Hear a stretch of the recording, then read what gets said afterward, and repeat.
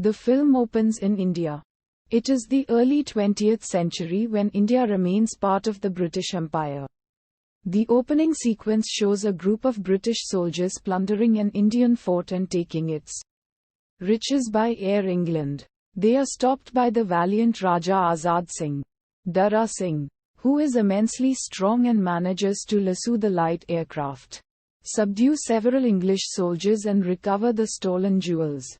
Around this time, Raja Azad Singh's wife Rani Durga, Nirupa Roy, gives birth to a baby boy, who is named Raju. Raja carves the word Mard, man, intending to convey strength and bravery, into the newborn's chest, noting proudly that the baby is smiling throughout, and can apparently feel no pain. His words, Mard ko dard nahi hota, meaning, a true man feels no pain, are a recurring dialogue throughout the movie. The British Commission conducts an investigation, led by a sympathetic and liberal Englishwoman, Lady Helena.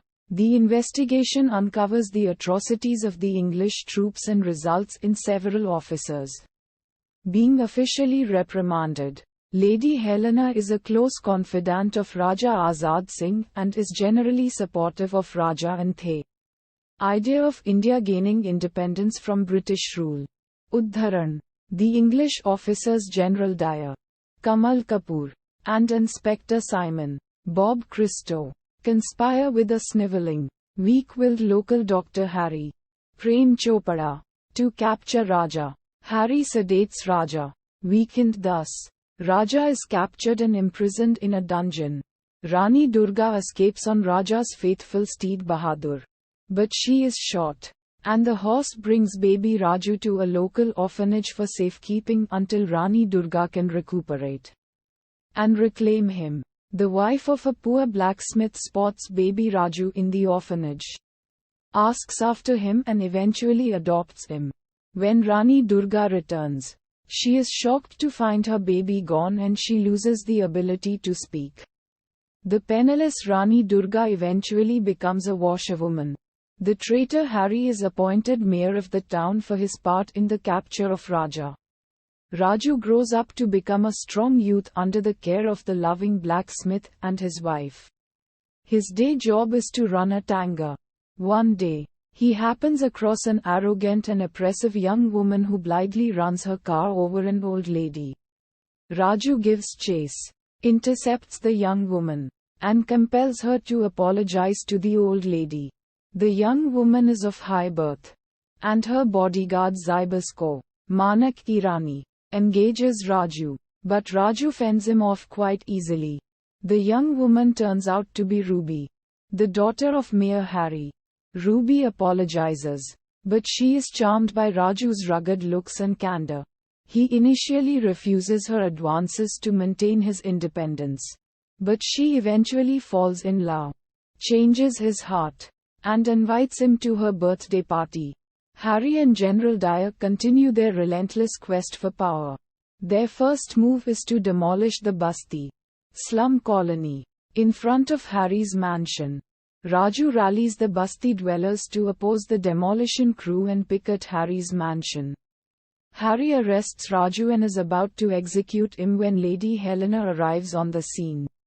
Lady Helena stops the demolition, citing lack of documentation, reprimands Harry, and releases Raju. Harry tries to buy off Raju, but Raju douses the cases with liquor, sets it afire, and uses the soot to blacken Harry's face. No, it is certainly black money, for it burns black, he observes. A frustrated Harry tries to have him a shot, but Ruby intervenes, professes her love for the Tanga Walla, Tanga driver, and threatens to completely disavow her father if any harm should befall him. Unable to subdue or subvert Raju, a frustrated set of cronies, Harry, Dyer, Simon, and others, fret and fume. Udharan Chinh. The film introduces Danny, Dan Dhanoa, the son of General Dyer.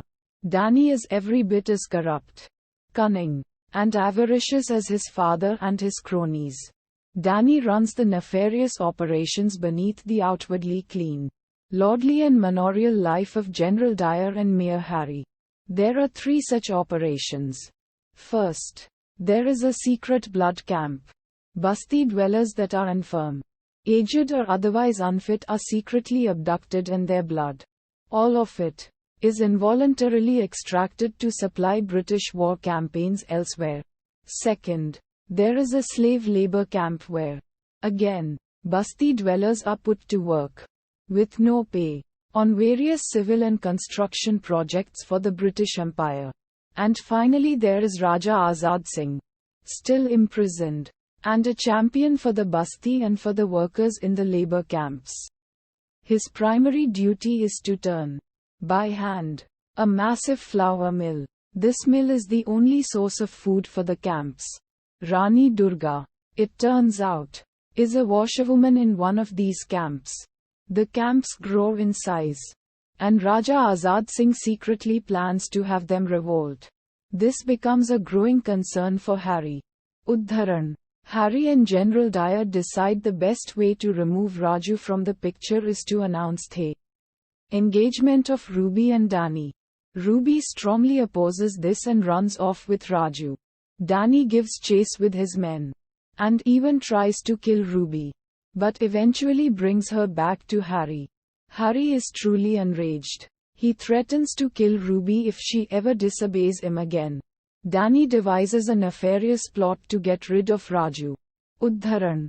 As the first step in the plot, Danny captures the blacksmith, burns his hovel, murders his wife, and puts the blacksmith in a slave camp.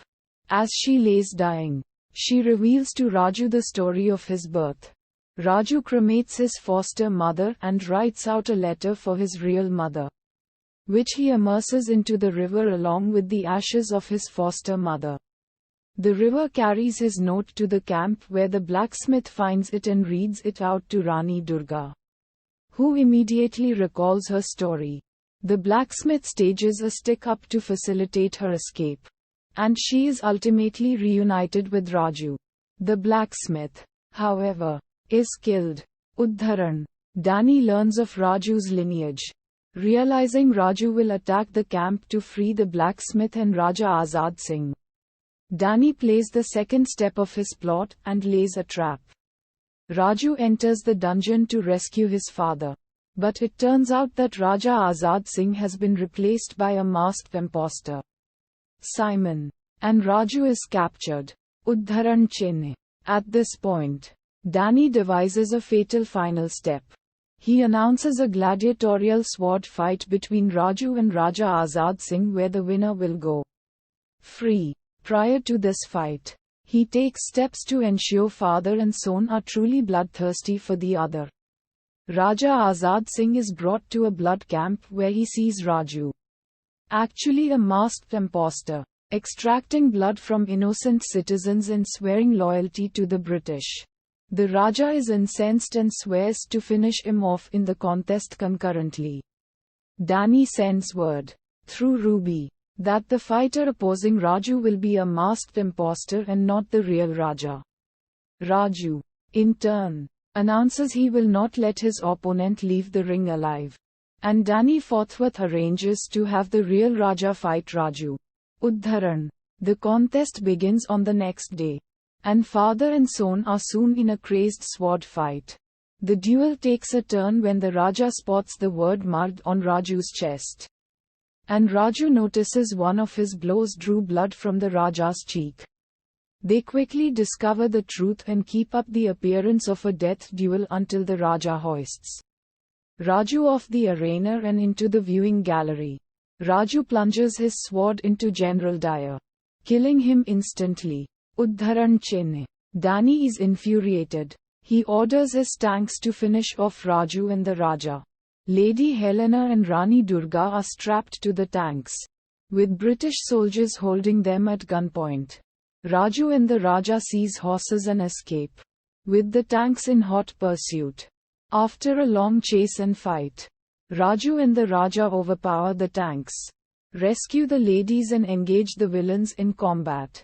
After a hard sword and gunfight, Harry, Danny and Goga are drowned in quicksand, and Raju and his father return victorious.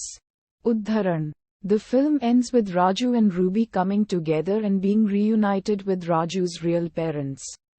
On the dawn of India's independence movement,